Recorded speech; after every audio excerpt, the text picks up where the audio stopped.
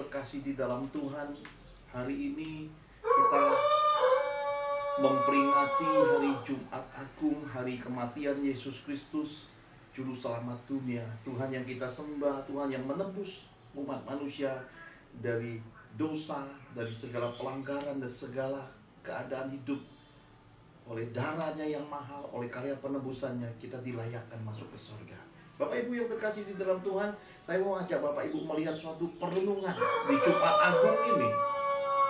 Ada 3 dimensi, 3 keadaan yang saya ingin Bapak Ibu melihatnya dari dekat. Yang pertama adalah ketika dimensi Tuhan Yesus di atas kayu salib. Ada makna dan pesan di balik Jumat Agung ini. Yang pertama adalah hati yang mengampuni. Apa yang tertulis di dalam Lukas 23 ayat 33 sampai 34 dikatakan,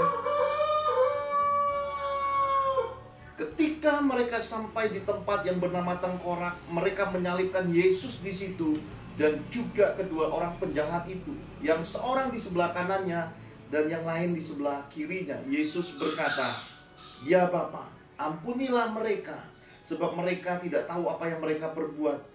Dan mereka membuang undi untuk membagi pakaiannya. Bapak Ibu yang terkasih di dalam Tuhan, sampai di atas kayu salib, di antara 2 penjahat, di antara prajurit-prajurit yang mungkin saat itu ada orang-orang saleh keagamaan, Yesus tetap melepaskan pengampunan, sebab mereka tidak tahu apa yang mereka perbuat. Bapak Ibu yang terkasih di dalam Tuhan, makna Jumat Agung kepada kita untuk menyadarkan kita suatu perenungan tentang manusia dalam kita, bahwa kita harus punya hati untuk mengampuni. Selagi kita hidup, selagi nafas hidup ada, kita harus selalu melepaskan pengampunan. Hati ini harus selalu dijaga dengan segala kewaspadaan. Oleh karena itulah Bapak Ibu, ketika kita merenungkan makna kematian Yesus, karya penebusan Juru Selamat dunia ini, kita harus merefleksikan diri kita hidup untuk mengampuni.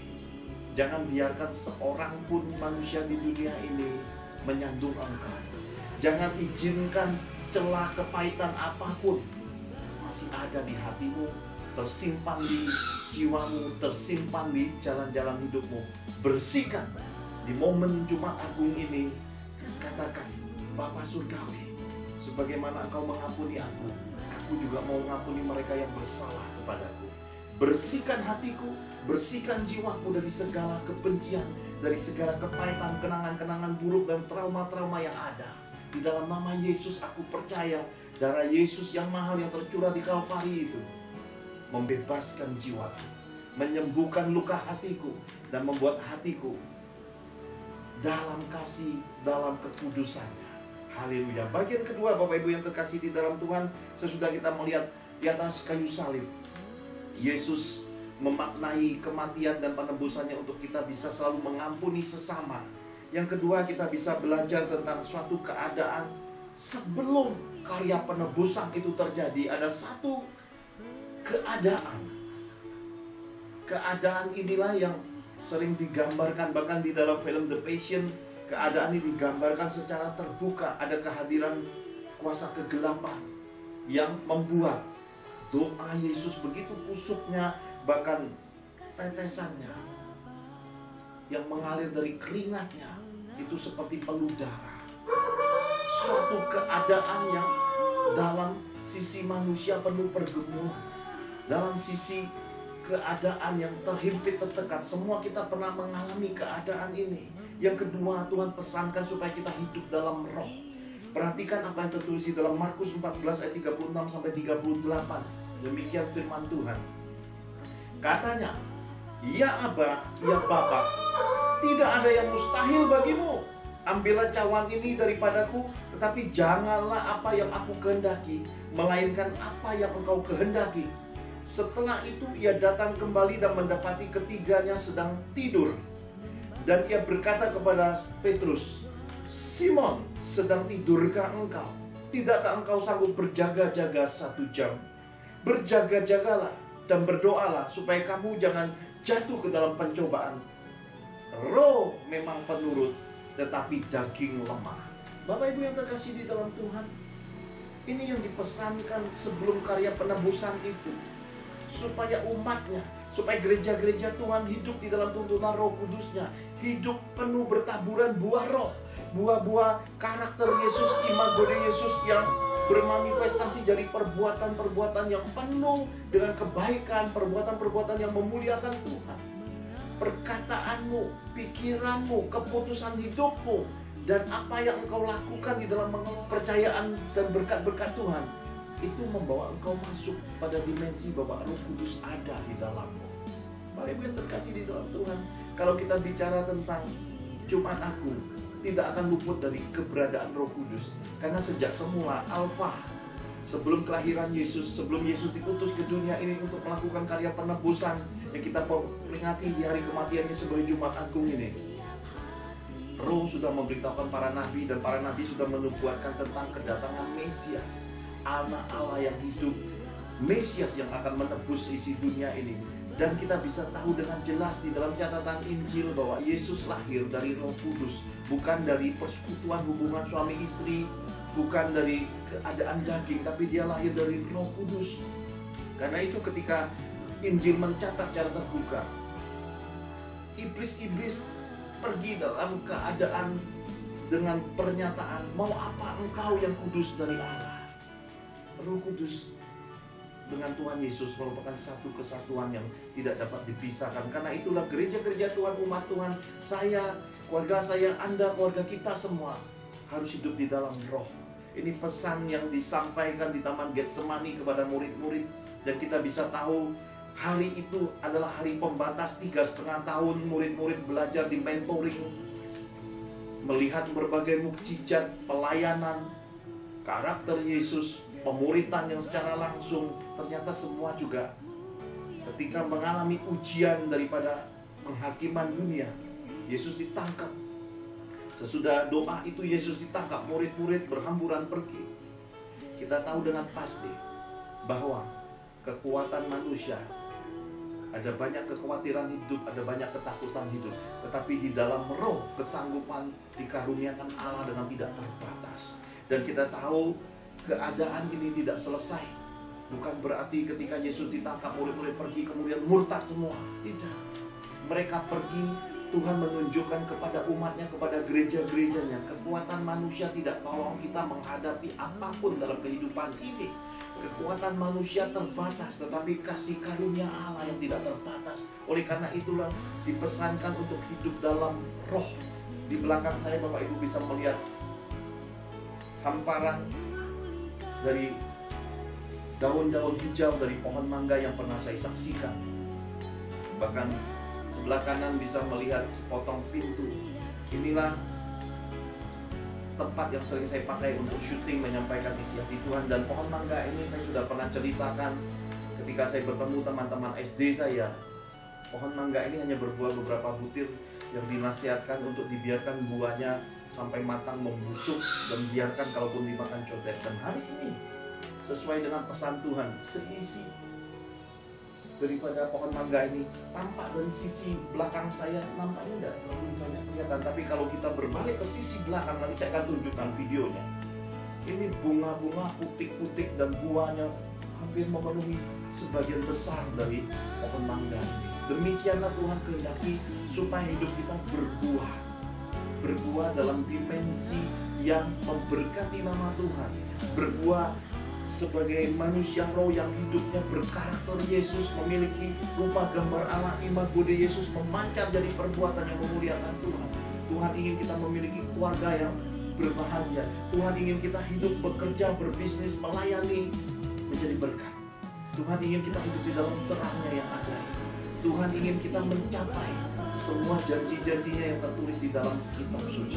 Karena itulah Bapak Ibu yang terkasih di dalam Tuhan, Roh Kudus berperan penting di dalam kehidupan iman kita semua. Nah, kita sudah belajar dua dimensi ini, bahwa kita harus memaafkan, dan di dalam segala sesuatunya Roh Kudus menjadi penuntun hidup kita. Dan bagian yang terakhir, yang ketiga, sesudah kita melihat sisi di atas kayu salib di Taman Getsemani, sekarang saya mau ajak Bapak Ibu melihat bagaimana sesudah kematian itu Yesus mati. menjadi pesan ketiga, bahwa memiliki iman dan pengharapan sesuai janji Tuhan Yesus itu mutlak semua kita harus punya.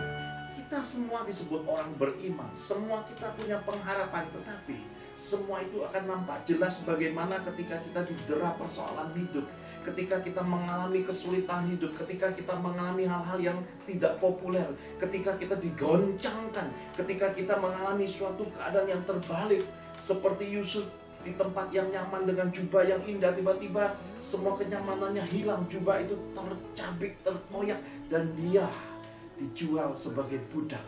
Bisakah kita menghadapi suatu keadaan dari proses yang Roh kerjakan, dari satu rumah penjara pindah ke tempat yang lebih mengerikan lagi? Sanggupkah kita berpegang pada iman di dalam Yesus? Di tengah kesesakan, di tengah kesulitan, kita tetap hidup sebagai manusia-manusia dan pribadi-pribadi yang takut akan Tuhan, menghargai kejujuran melebihi segala kebutuhan, menjaga komitmen, kemurnian, dan membayar nasar kita. Oleh karena apa? Karena kita cinta akan Tuhan. Bapak Ibu yang terkasih di dalam Tuhan, kitab suci selalu mengajarkan pengharapan yang nampak bukan pengharapan, tapi pengharapan itu adalah sesuatu yang kita percayai. Mari kita lihat apa yang tertulis di dalam Yohanes 20 ayat 27 sampai ke 29. Demikian firman Tuhan. Kemudian ia berkata kepada Thomas, "Taruhlah jarimu di sini dan lihatlah tanganku. Ulurkanlah tanganmu dan cucukkan ke dalam lambungku, dan engkau tidak percaya lagi, melainkan percayalah." Thomas menjawab dia, "Ya Tuhanku, ya Allahku." Kata Yesus kepadanya, "Karena engkau telah melihat aku, maka engkau percaya." Ini kuncinya Bapak Ibu. Berbahagialah mereka yang tidak melihat namun percaya.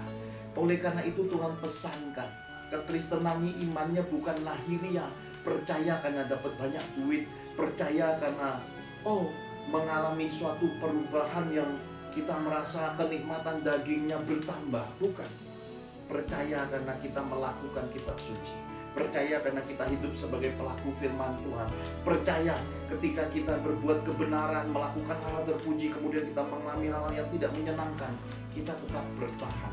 Kita tidak melakukan apa yang disebut balas membalas, sakit menyakiti, bermusuhan, menciptakan musuh atau kita bermusuhan. Kita melakukan apa yang diperintahkan kitab suci. Musuh-musuh pun harus dikasihi. Menabur doa, berbuat baik, diminta baju, memberikan jubah, diajak berjalan bahkan sampai berlari. Kita mempraktekkan kasih Tuhan Yesus dengan tidak pernah. Karena itu Bapak Ibu yang terkasih di dalam Tuhan, Jumat Agung ini merupakan perenungan semasa pandemi ini. Apakah di masa-masa seperti ini pandemi akan berubah menjadi endemi? Apakah justru hal-hal tidak terduga datang lagi sebagai hal yang diizinkan Tuhan? Karena kita lihat di berita di Cina, di Shanghai, COVID-nya semakin membara, bahkan mulai mengalami kenaikan sejak Maret hingga April ini. Sementara di bangsa kita Indonesia kita melihat suatu kelegaan karena COVID secara signifikan turun. Semua harus kita sandarkan kepada iman kita kepada Tuhan Yesus.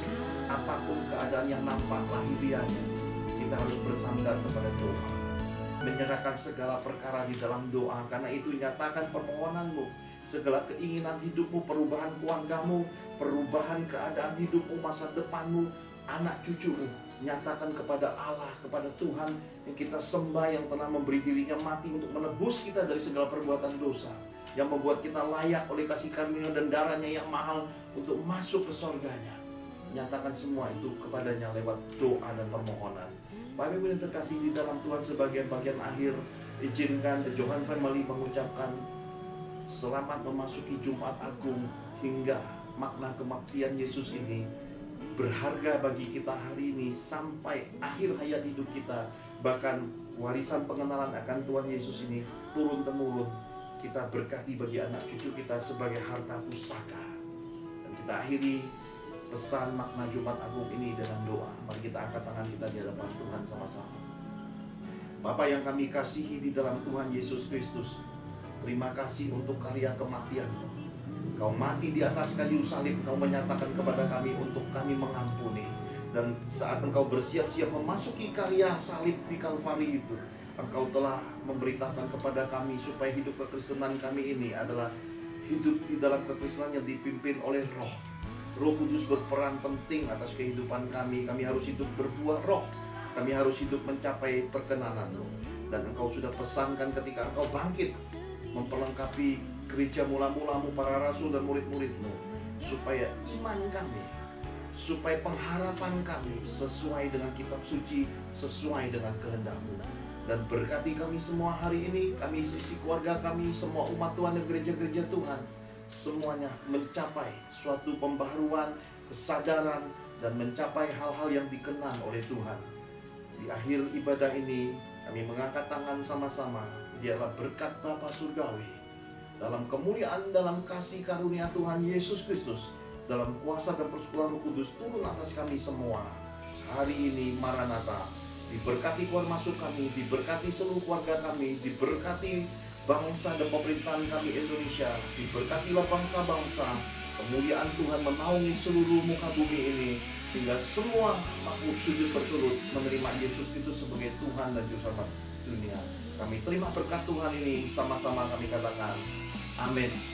Selamat merayakan, selamat merenungkan dan memasuki hari Jumat Agung. Tuhan Yesus menyertai kita semua. Shalom, amin. Tuhan Yesus memberkati.